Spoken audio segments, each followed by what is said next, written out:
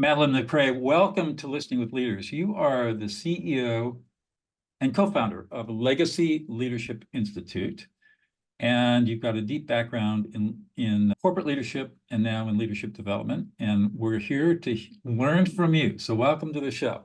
I am delighted to be here. Thanks for having me, Doug. Thanks, Madeleine. So I always like to start, my audience really wants to know more about you. So let's start with just backstory. Tell us a little bit about your background. So I grew up in a super blue collar neighborhood in the suburbs of Detroit, in a home that my mom still lives in to this day. My dad would be with him if he hadn't passed on. So my parents still live in the same house that we were raised in, just a few minutes outside of the Detroit airport. I grew up in a staunchly blue collar family. I never saw anyone who was an entrepreneur. I saw a couple people rise to leadership roles and mid-management roles in kind of government work or in engineering, but advanced math is not my jam. So it didn't really resonate with me very deeply. So when I emerged out of my schooling career with my BA in English literature, feeling very accomplished and ready to become an editor without one single slice of any experience, I boldly jumped into the land of small business. And I just instantly fell in love with the gritty, tenacious, entrepreneurial spirit. And ever since then, I've been hooked. Huh. So you started, yeah, I have an English lit degree too from Dartmouth. That and a cup of coffee, it's more than a buck at Starbucks, right? $5. Whatever it is, yeah. So you started working with small businesses right out of college. I did, yeah. So I actually was hired by a company that was just beginning pre-sales. It was a small startup manufacturer in the hurricane protection industry, right, in Florida. That makes sense. Right, of course. And I had, in college, my philosophy was to jump around to a bunch of different departments and try different jobs out because I didn't really know the job market and I just wanted to expand some skills. And I got hired as an executive assistant for this small startup, and they were pre-revenue. And when products started rolling in, they weren't having success selling it. And there was starting to create some stress. And I'm just like a roll up your sleeves and get in there kind of person. So I self-educated on sales and I realized all this is talking to people and I got a gift of gab. So let's make it happen. And I started to sell and to do business development. And I pretty quickly realized that I had an extreme talent for it. It was all small B2B sales, right? Small businesses, B2B selling. And that's how my career got started, right? I was made the sales director of one person, myself. And I directed that business right from 0 to like 1.5 million in about 18 months. Wow. And it was a really fun journey and foray into business and took off from there. So did you continue doing in the sales work moving from company to company, or? Well, I went from that company to working for myself immediately. My first little stint of entrepreneurial life, which scared the tarnation right out of me. But what happened was that I decided to leave that company for a variety of reasons. I moved from South Florida to Dallas, Texas. And I noticed that there were a lot of people in my industry I was still connected to. So that's motorization, hurricane protection, interior window treatments. And there was just lack of product representation. And so I went to a couple of manufacturers that I knew. And I said, hey, this market is wide open. There's no competition here. There's nothing. So we can sell at a much higher price point. That'll give you space to pay me. And I'll do all your business development and all your sales for you. And within a couple months, I'd completely replaced my salary and I was building my own thing. And I had really no idea that I was building a business, right? I was thinking about it as feed myself, pay my own bills, as many of us do. And what happened is that over a course of time, a large manufacturer who sells motors and controls, I was eroding their market and can't beat them, buy them. So they recruited me to come work for them. They're a big A brand. And that's how my corporate career got started. I left my own small business to go work for them and to climb that corporate ladder, which I did in record time. I loved. And that's how that leadership and educational piece in that leadership and management role really got rocking and rolling in my career. So you don't have an MBA. Wow. You have basically all on-the-job experience, self-taught. What in Profoundly. this big corporate job? Yeah. How far up the ladder did you get? I went as high as I could in North America. Okay. So it was a North American headquarters of a large multinational billion-dollar corporation. And they are the leading name in tubular motors and controls, which means a heck of a lot to a whole few people. And so their name is Somfy Systems. They're a French publicly traded company. Mhm. And I actually became part of the executive leadership team within 18 months. So I got a double promotion, promoted once, then promoted again. I was the youngest member of the executive leadership team, and I got moved around to a couple different departments. And it was only after my second lateral move that I realized there's really nowhere higher for me to go. It's all lateral unless I move internationally. Yeah. And so I went through the rigmarole of pursuing an international move. And my mentor was the CEO of the whole group. So that's a cool story how that happened. But when it all came down to it, I was very specific about I'd move anywhere in the world except for Asia because I don't speak the language and I don't read the language. And I felt very intimidated as a solo individual to go to a country where I had no context. And they ended up offering me a role in Shanghai. So I was like, oh my gosh, the mountains of paperwork I had to do to land myself a role in Shanghai. And so that did not work out. And felicitously, because I found out a couple months later that I was pregnant, and I would have been loath to give up a big promotion to stay home and have my son. So is that when you left corporate, or did you continue on in another position? I actually, after the international move that didn't happen, I moved laterally again to my last lateral move. And I call these lateral moves. They were technically, I was receiving promotions, but they weren't there was no more climbing happening, right? It was just jockeying for position. And they weren't necessarily positions that I wanted. They were positions where I was helping the business, building teams, rebuilding process, lots of really cool things.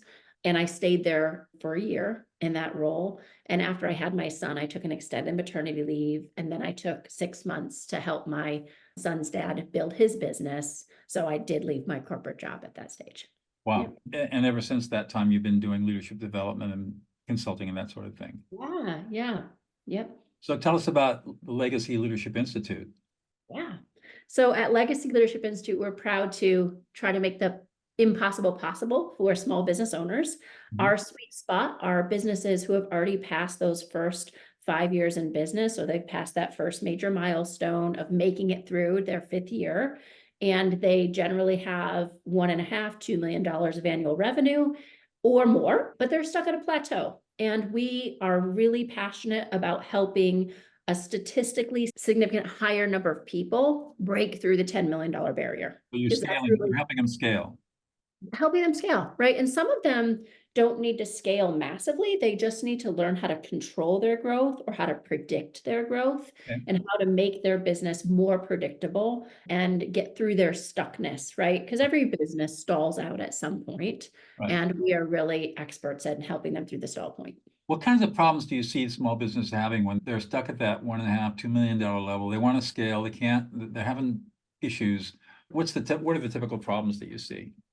My favorite problem that I love it when people say, because it's always the symptom that they think is the problem. They say, oh my gosh, Madeleine, I need more leads. And I say, okay, I need more leads. They just think that if only they could get more leads, then their business would really grow. What the real problem is that small businesses reach the capacity of the owner to lead it. It's a leadership capacity. It's a blend of business acumen and business discipline that makes them stay in their same environment again and again, right? They seek the familiar even when they don't think that they are. This is where the leader has to learn to grow, to let go and grow. Yes. No longer micromanage, don't control everything, hire people that are smarter than you are and let them do their thing. and do their thing with a system of accountability baked Of into course. the business, right? So that's another piece that one of my favorite moments, because I chatted with thousands of business owners, right, throughout the course of my career. And I asked someone once what his leadership style was, deadpan, right, straight face. He meant this fully. He looked me in the eyes and he says, micromanagement. And I was like, whoa, okay. I now know why your business is stuck. Okay, no further exploration is needed. That's just, micromanagement is just a symptom of control. Right. That's all. It's lack of trust. In my business, from where I come from as a peacemaker, it's anxiety, it's lack of anxiety management. Yeah, yes. Got unconscious anxiety that's driving you into making decisions that are not adaptable because you're unaware of your own anxiety. And so in order to alleviate the anxiety and self-soothe, you're going to try to control everything. Right. And all that does is more anxiety. Yeah, it's like when the history of ever has squeezing more tightly helped someone breathe freely. Right. Or the way I describe it is, imagine having a water balloon. Yeah. You can keep squeezing that water balloon as much as you want, but guess what happens? Eventually you're going to have a big wet mess in your hands. That's right. It's going to pop. There's nowhere for the water to go. That's right. Right? And a lot of people think just bring in smarter people and they'll elevate you. They will only elevate you if you are prepared to take that journey, right? Otherwise, water seeks its own level and they will come down to you and you will watch a highly capable person have poor performance in your company. So how hard is it, in your experience, to get an entrepreneur founder to move to the next level, to grow personally, and to evolve into becoming more of a CEO and less of an entrepreneur? Yeah. So we look at entrepreneurs in 3 different types of archetypes or profiles. We look at genuine entrepreneurs. We look at people who are artists, and we look at people who are what we call manager leaders. Okay. And there are founders, people who start businesses, people who own businesses in each one of those categories. Right. The manager leader, to get them to step into CEO, they have to embrace visionary behaviors, right? They have to find a way to inspire people because usually they don't have that inspirational something. Got it. Artist who loves the craft of what they do, who's in love with what they make, has to be able to detach from the art of it enough to embrace a little bit of process and to be able to empower people to execute on their behalf. So it's art of delegation, so important. They're usually horrible at it. CE entrepreneurs have to learn the art of restraint. They have to learn to stop chasing every shiny penny and to concentrate and dominate, and that their pace is usually wildly different than the pace of their team. They will go at 5,000 miles an hour, stop. $5,000 miles an hour, stop. That's how they operate in these extreme bursts of energy and then an idle. And while they're idling, they're usually gathering, right? It's not actual idle, but people don't work like that. I mean, that's not typical behaviors. Right. So it really truly depends which archetype you are, how hard it is for you to step into that CEO role, and how problem aware you are. So we work with people in this context after they've already said yes. So they've made an investment in their business and they want to see the ROI. They wouldn't hire you otherwise. They wouldn't hire us otherwise. So they have to have change readiness Right. or a growth mindset, willingness, just willingness. Right.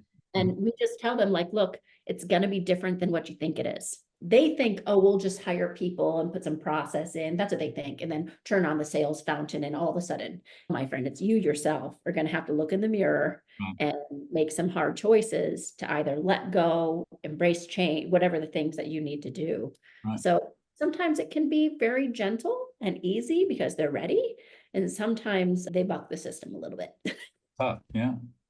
But what does it get you excited in them? Well, you've been doing this for a while now. What does it get you up in the morning and get you excited to go to work and help these people? Ah, goodness, that is such a good question. There's lots of things. So I believe in both the infinite and the finite potential of people, right? I love that each person has such a huge volume of capacity. And my personal mission in this world, just me as a human, not necessarily legacy leadership as an organization, but me as a human, is to unleash people's full potential. And then in legacy, we do that through unleashing the full potential of an organization and through those leaders. And that just makes me so profoundly happy and excited, because there's just people have so much more capacity than what they know. Right. And being able to help them see it, spot it, unleash it is just such a beautiful gift. And it's delightful for people to circle back into my life and say, hey, this thing we started 10 years ago, or this thing you helped me with. I literally had a guy the other day. I just published a book called The Tenacious Pursuit of Peace, Where to Go When Success Is Not Enough. It hit shelves about a month and a half ago. It's been doing very well, really excited about it. And one of my customers, remember how I told you I went to all those manufacturers and started building that business? Right. One of my early customers who had helped start a business, he grew his business the fastest I'd seen anyone ever do it. He got to $1.2 million in 8 months. So that was pretty outrageous. He read my book. This is 15 years ago. I helped him do that. And he read my book and reached out to me on social and said, hey, what are you up to? Read your book and was great. What are you up to these days? And I shared with him about legacy, and he hired us because he is at the place. He's been at the 6, 7, 8 million, 6, 7, 8 million. He's stuck in that little cycle. And he's hired us now to help him pass through 10 to 15. And that was just such a cool full circle moment. And watching this person who raw potential 15 years ago step into this incredible business leadership role, have built this amazing organization, and now be in a place to grow it more. Like, that's so fulfilling. Yeah. That's cool. Yeah. What do you think it's unique about you that you bring to the table that makes all this work? I have a very atypical capacity to help people embark on hard things in a way that feels really smooth and elegant and easy. So I have a really easy facility to take big, gnarly, complex situations, ideas, problems, and make them very attainable and achievable. And I have this just the right amount of inspirational something that I do. It's inspirational magic that I sprinkle with the super tactical, practical side. And the merging of those two is really what's been fused into our business. And it just makes a really compelling set of, I don't know, specialties that helps people to embrace the journey with a lot less resistance.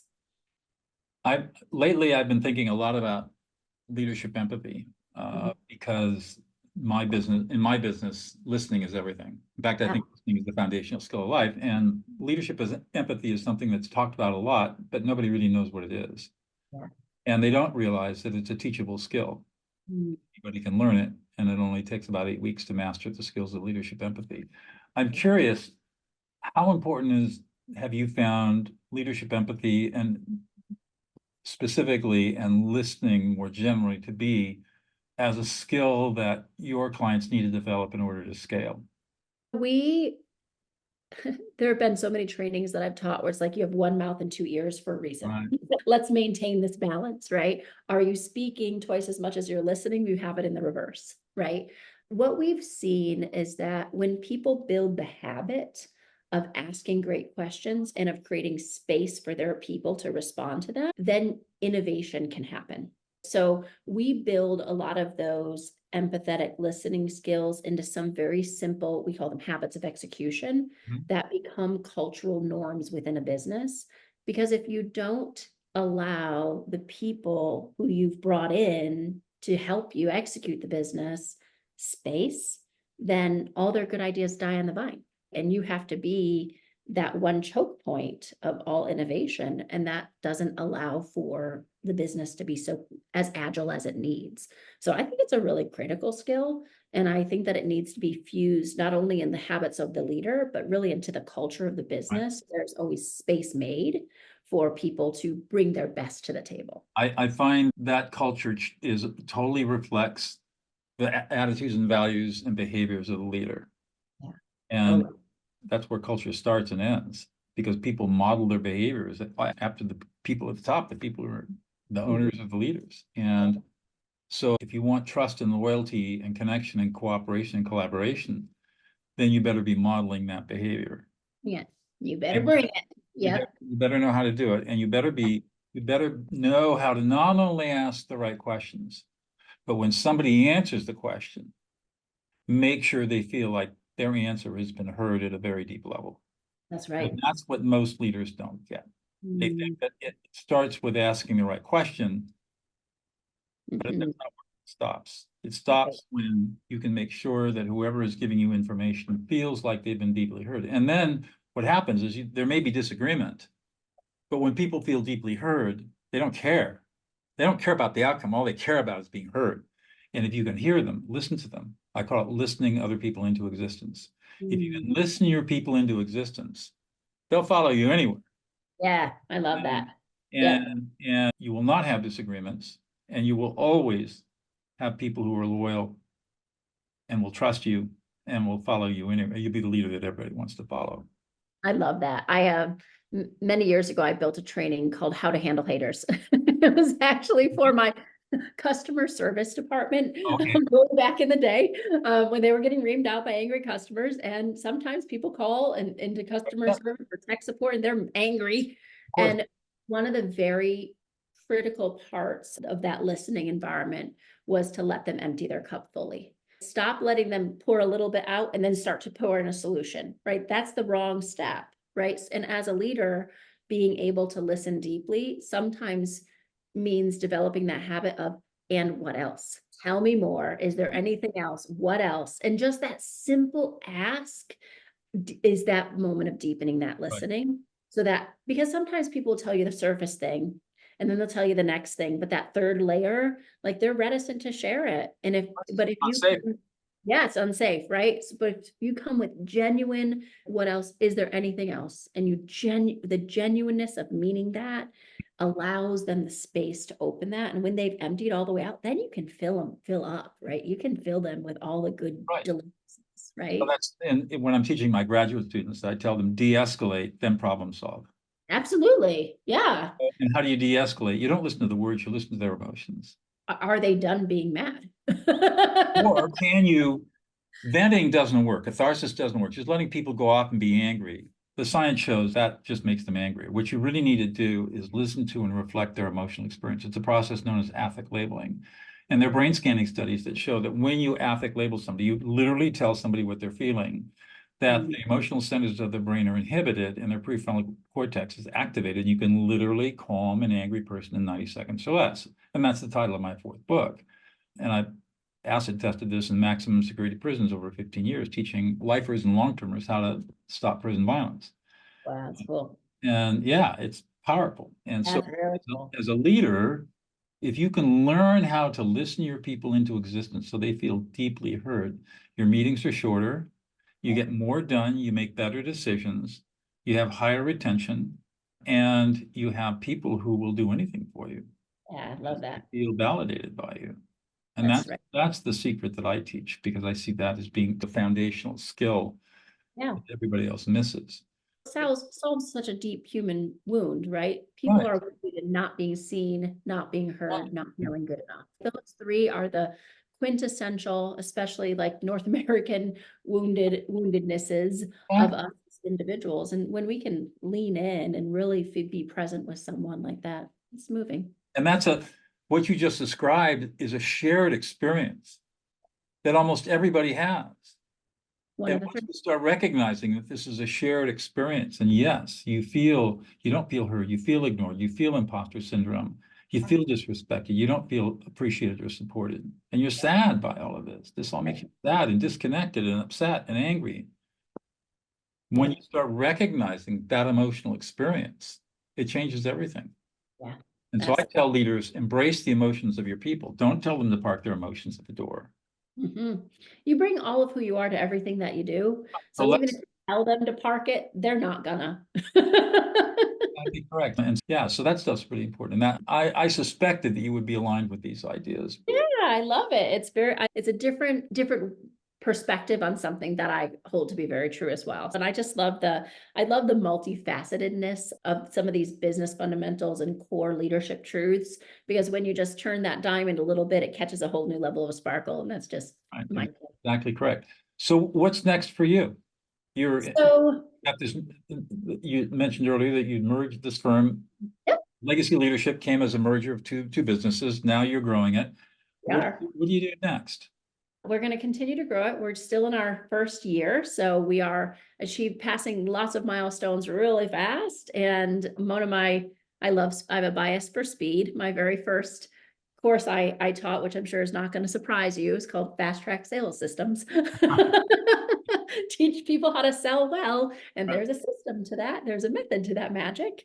Magic has a method to it. So for me, I'm working on another book. I have a beautiful children's book that I published last year. I have my Tenacious Pursuit, which I published this year. I'm working on another book, which will be more business forward. Mhm. The Tenacious Pursuit is more personal development. So working on another book. I'll be doing a book tour this year, doing a lot more speaking. In the long range, one of my big goals, big dreams, I want to speak on a Tony Robbins style stage. I love the microphone. So that's part of my journey. I still have a young son, still a solo mom. I have a Right. 9-year-old. So I have a lot of beautiful years ahead in my career, and I'm just delighted to watch what unfolds. Good for you. And of course, serve your clients by helping them grow and prosper and allow them to serve other people, because as they gain wealth and stature and influence, they can serve. Yes, we have this beautiful philosophy of building a whole community of philanthropreneurs There you that go. are guided to give. And one of our core things that an idea we just sprinkle in with our clients during our deep dive process, which is our initiation into our world, Mhm. is that my business partner several years ago, he and his wife decided that they would like to charitably give the amount of money that they made their first year in business. Wow.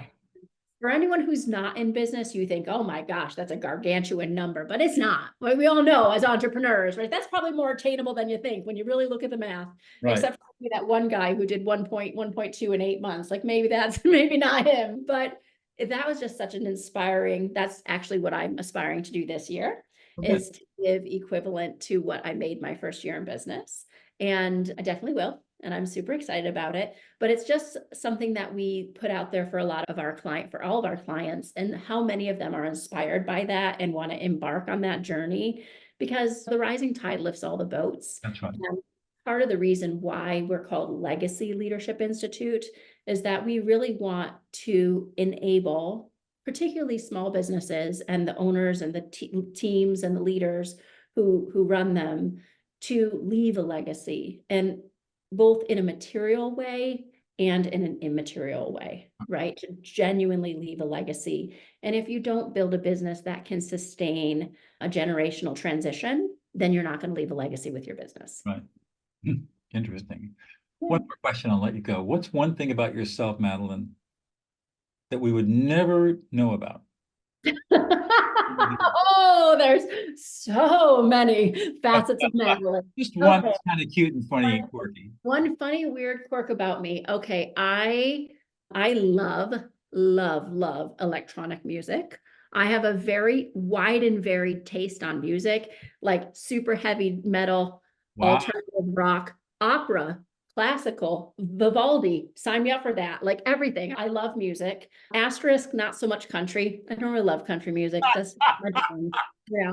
But I love music. And when I really need just a getaway break, I will take a couple days off and I will go to an electronic music concert, and I will full garb, like all the outfits, all the everything. And I'm just not Madeleine for the day. I'm just someone else. And people ask me what I do for work and start talking about work. And I'm like, wait a minute, do you see this outfit I'm dressed in? That means I'm not working right now. I should say that over and over to total random strangers. But that's my one little weird, quirky thing that I love to do. And it just gives me it's just a beautiful, like fun escape. And it's such a fun environment that Yeah, that's what I do. It's my way of lost and Well, seen. I'm a jazz violinist, so there you go. Yeah, there you go. I played the violin for 4 years. I played piano for 2. I was terrible at it. I have no musical talent to build on. I have great vocal talent. I can sing, but boy, oh boy, the violin was tricky. I practiced and practiced, but just such Yeah. little, such a lot of skill, but such little talent to pull from, really. Good for you. Madeleine, this has really been an enjoyable conversation. Thank you so much for your time today. Yeah, thank you so much for having me. Love being here. You're welcome.